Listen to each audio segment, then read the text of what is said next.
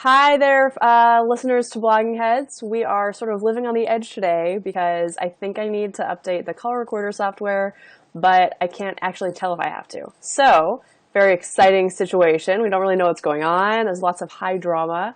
I hope you guys are all excited about that. And we have a guest today, Evan Barrett, who is an activist who works with the Syrian American community. Evan, can you just tell us your title, a little bit of what you do?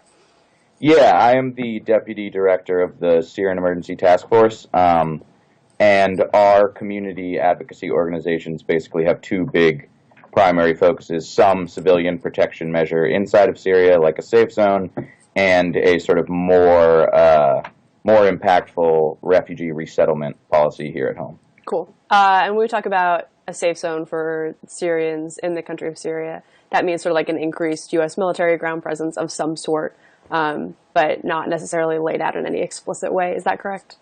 Yeah, there was a report from the Institute for the Study of War that sort of laid out 5 different options for air exclusion zones or safe zones inside of Syria. And basically, we think any geographic area, sort of regardless of size, where refugees could exist, local government could grow, and services could be provided without threat of aerial attack would be a positive thing. So sort of in terms of the logistical stuff, we leave that to our military advisors and the U.S. government and Department of Defense. But we do think there needs to be some, area free of conflict within the country. Cool. And can you tell us how long your organization's been around and sort of what the membership base looks like? Yeah, sure. So the Syrian Emergency Task Force is a part of something called the Coalition for a Democratic Syria, which has about 9 advocacy organizations in it. And some of those are membership organizations. And between all the orgs, there's probably around 100,000 Syrian Americans. Particularly the Syrian American Council has a broad membership base. SETF, where I work, we're not a membership-based organization. We were started by a group of Syrian doctors in 2011, actually before the revolution, just to sort of organize the Syrian American community and basically highlight some of the atrocities of the Assad regime. And then obviously that job became both more complex and more pressing once the revolution began. Right. Fair enough. Cool. Well, we are going to be talking today. What do you want to talk about? We're going to talk about sort of the rift between the Republican foreign policy establishment and the Republican presidential candidates. Daniel and we are not huge foreign policy wonks, so it's not something that we tend to zero in on very often. So I'm excited we can have this conversation. We were discussing a little bit before we started taping about the fact that there's kind of this great divide between the right-wing foreign policy establishment that exists in D.C. and the candidates themselves. Is that fair? Could you talk about that a little bit? Yeah, I think in the broadest terms, we have a couple candidates on the GOP side who are, in some sense or another, alienated from the political establishment. Ted Cruz, I guess, you don't people don't like on a personal level. That's some good analysis right there. Yeah, that's why I make the medium bucks. But also, specifically on foreign policy, I think, we have a variety of folks in the race who sort of are expressing things that is drawing concern or criticism, even from very conservative voices in the foreign policy establishment. You've had both Trump saying bomb the S out of them as his ISIS strategy, and Ted Cruz saying he wants to turn the desert to glass, whatever that means. And then you've had people like Michael Hayden, Elliot Abrams, Bob Gates saying, this is not a serious way to talk about foreign policy. These are complicated problems. And simply saying that you will bomb more is not really sufficient in terms of sound like a bunch of rhinos. What's up with I those know, squishes? Right? So, and I know very little about this. I'm really curious. What do you make of why the foreign policy establishment has lost its clout with these candidates, with voters? Because it seems like you would think if Michael Hayden is saying Ted Cruz wanting to make the desert glow is a bad idea, you would think that would have some sort of weight with someone, but that doesn't seem to be the case, right? Right. Well, I do think that we see sort of the peak of a lack of trust between the American electorate, and specifically the GOP electorate, and the political establishment writ large. And that also applies to the foreign policy establishment. So I think, perhaps your average voter is saying, yeah, these people say Ted Cruz and Donald Trump's foreign policy doesn't make sense, but they've had important jobs for some period during the last 8 or even 16 years, and the Middle East is still a mess. There's still Americans deployed in countries we don't really care about. So perhaps it's a part of a broader alienation from the political establishment. But I also think there's an element of there's a real, there's a panic and a fear related to ISIS, and I think having someone come on stage and say the problem with Barack Obama's anti-ISIS strategy is that he's not willing to be violent enough or not bomb them enough is appealing, and I think it's particularly appealing to people who view the president as weak. And I think folks in the foreign policy establishment are aware that we're bombing them as much as we can, and as much as makes sense, and probably more than makes sense. How much of this do you think is because people don't trust the foreign policy establishment, or on the right, versus how much of this do you think is due to the fact or the extent to which the foreign policy establishment in DC is kind of homogenous in terms of ideas, assumptions, basic policy positions that it pushes for? I think it's certainly some of both. I don't know how to set the percentages, but I think, you have two presidencies with very different ideas about America's posture towards the world that could both plausibly be described as failures. The Iraq. Who is the last president that could plausibly be described as a foreign policy success? Have we had a president in the past few decades where everyone's like, yeah, that guy did a good job? I don't know if we ever say that about anything presidents do. But I mean, even going back to going back to the 50s, who would it be, like Eisenhower? Perhaps, maybe. I mean, I really don't know. Yeah. Anyway, go ahead. But yeah, I think so I think there's hangover from both Iraq and Libya that discredits these people in a lot of the minds in the American public.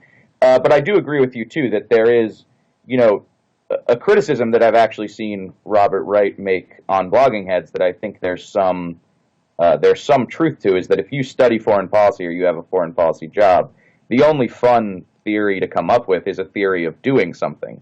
There's not a lot of excitement in studying the world and then just saying, oh yeah, it's okay, stay home. So there can be sort of an adventurism in the DC foreign policy establishment that is perhaps not reflected in the American public, particularly at a moment where I think a lot of people are throwing up their hands. George Bush did his thing, it didn't work. Barack Obama did his thing, it didn't work. Maybe we should just close our eyes and bury our heads in the sand. Kind of the way every president wants to be a wartime president. Yeah, I mean, perhaps. Do you see that primarily? So is there, in the foreign policy establishment, do people sort of bifurcate it into right-wing foreign policy establishment, left-wing foreign policy establishment, or is it more mixed up than other establishments are, perhaps? Well, yeah, I think it doesn't adhere as cleanly to the general political divide as perhaps other issues do. Neoconservatives and liberal interventionists get sort of pushed together by a variety of issues and can form a coalition, like you see around something like Libya. And that's even how perhaps a lot of Democrats or liberal interventionists were initially proponents of the Iraq War. There aren't a ton of realists around anymore, either in politics or in the foreign policy establishment, but you can certainly have realists on the left and right. I think Ted Cruz thinks he's a realist.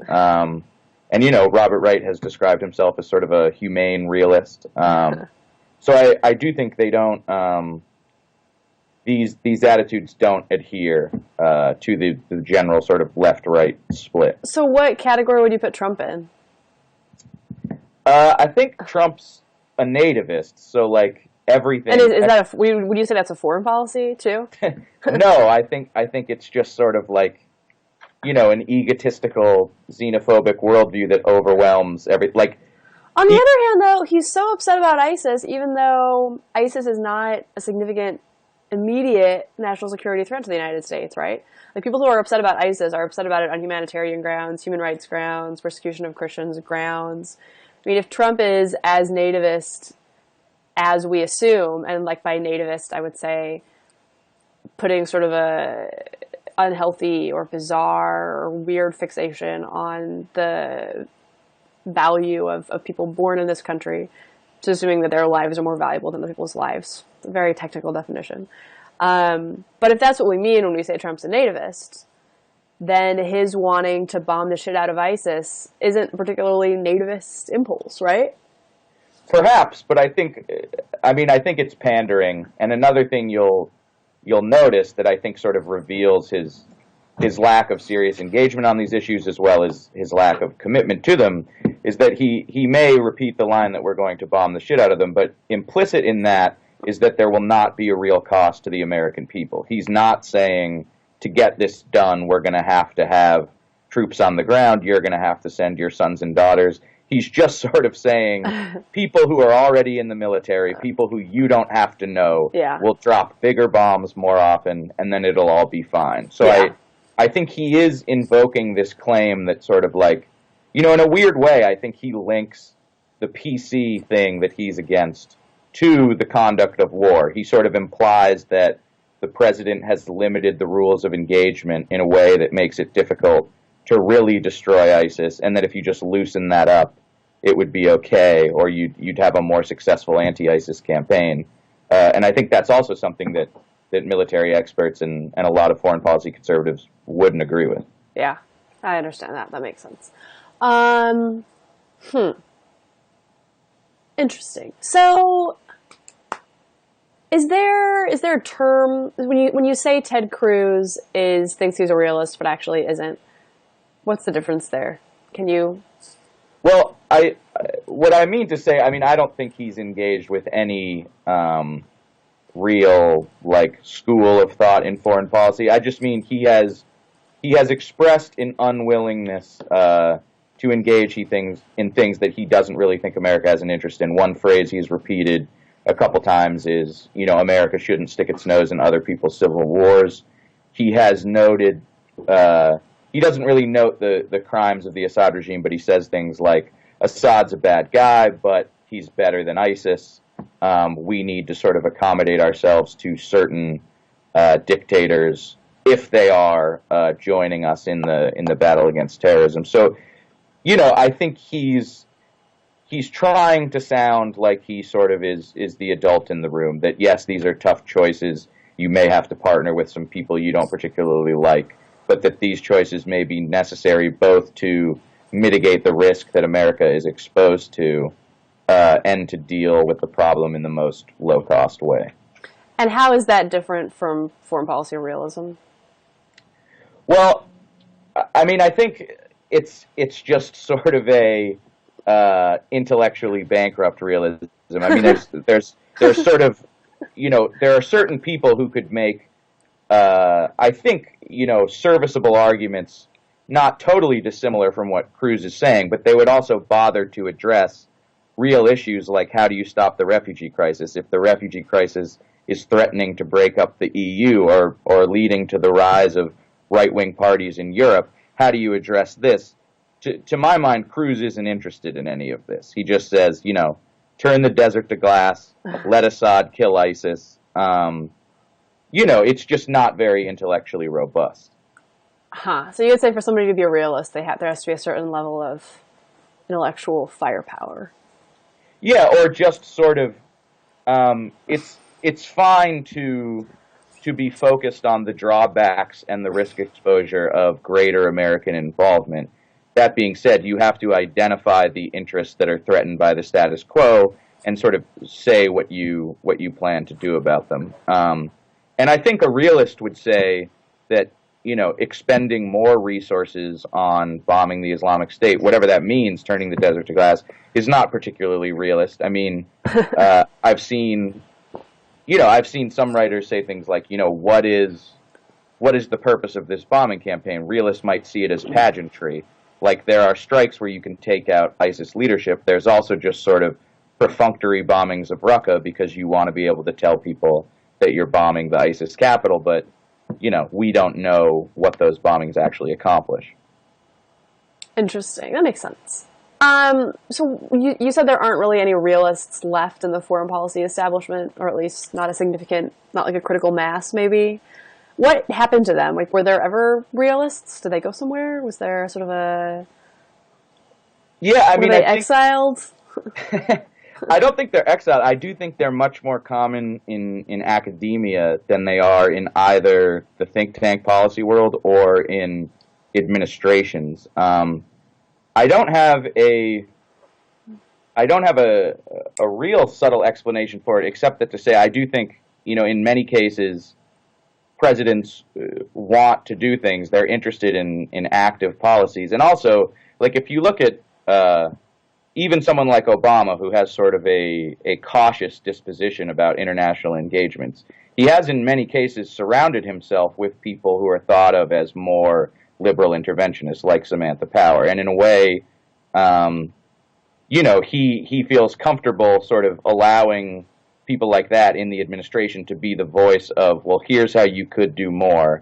If you wanted to do more, here's what it would look like. And he just pushes back. So perhaps there's a certain cachet in having these people who can sort of come up with more aggressive policies that you can then adopt or ignore. But yeah, or dial down, or right. Yeah, we've been talking a lot about art of the deal, obviously, and making your opening bid. This idea of an opening bid being the most you can possibly think that you'd want, that you don't actually expect that you're going to get. Yeah. And another thing I would just offer as a theory, I have no evidence for this, but even when... Perfect, that's what I like to hear. Yeah. Very, very DC thing. When Barack Obama tries to put the threat of ISIS or terrorism writ large in perspective, he said things like, more Americans are going to die falling in the tub than are likely to die in terrorist attacks. Yeah. The country reacts very poorly emotionally to that. They feel like the president doesn't understand their fear. They feel like he's not taking the problem seriously. And I think there is an element of realism that prides itself on assessing threats accurately and not overreacting to threats that are sort of drummed up. And I think in a way, the public demands sort of an overwrought response to terrorism. And so presidents are forced to have these sort of expensive and broad counter-terror policies that, a realist would probably never advise. And that was something that George W. Bush really used to his political advantage, right? Just this idea of responding, especially to 9/11, but, to other crises in a way that was really emotionally resonant, right? That people really, think about like throwing out the baseball at that first game. Like it seems like his team really understood what kind of optics and what kind of messaging to use in circumstances like that. And it seems like, the polar opposite would be Obama's response to San Bernardino. And it's very odd because, you have a president who has consistently expanded things like NSA surveillance. He's using more drones than anybody, and the amount of ordnance that's been dropped in Syria and Iraq is absolutely incredible. And yet, when he gets on stage and talks about it, people don't believe he's really exercised by this threat, and that's a weird sort of mismatch. So, in your opinion, what is the best way to balance that? Like, how do you balance kind of the competing goals of, on the one hand, wanting to communicate the truth to people that you're trying to do everything that you can to keep them safe, but on the other hand, not wanting to improperly exaggerate the nature of a threat? How do you balance those? Or are there people you can think of who've done a good job balancing those? Like, how do you sort of walk the line? I would say no one that I'm aware of has done a good job balancing it. And I think in the defense of politicians, I think it's totally impossible. I mean, I think in this media environment, trying to walk back the degree to which Americans are more scared of terrorism than they should be is totally impossible. Yeah. I think every national politician will be required to indulge in some of the hysteria to one degree or another. And I think it's just very difficult. There are problems in this country that people are able to have sort of a somewhat rational reaction to. If you think about something like guns, a lot of people will sort of cede the fact that there's going to be a cost to the presence of guns, and people will just say, it's worth it. There'll be some deaths, but my Second Amendment right is important. It's worth it. But you can't have intelligent conversations about some of these issues. Like, I've literally seen conversations where people ask a congressman or senator, how can you guarantee me 100% that none of these Syrian refugees are going to commit crimes or be terrorists once they're in the United States? And nobody ever says, there are no 100% guarantees. This is an argument over our values as a society. Do we want to accept some risk? One or two of them might be a terrorist, but it has to do with our nature as a country. Cool? Cool. Let's do it. Yeah, you can imagine what the reaction would be if someone tried to say that. So yeah. I think, unfortunately, the two positions you can adopt in that conversation are the vetting procedures are sufficient and you should not worry, which sort of implies that the risk is zero, which I think is dishonest, but is certainly the tack I would take if I was a politician, because it's important that refugees be allowed to come here. Or the other tack you can say is, you can go Chris Christie and say, I think 4-year-olds have dynamite in their diapers, and just say, don't let anybody in. Interesting. Huh. And we have to go in a minute, but any sort of final thoughts? I don't know. Are there buzzwords that you keep an eye out for, or sort of for the lay person who is not nerdy about foreign policy? Are there coded language or conversations that happen that people might miss that can be valuable to sort of have people listen to the Republican debate like a foreign policy wonk would?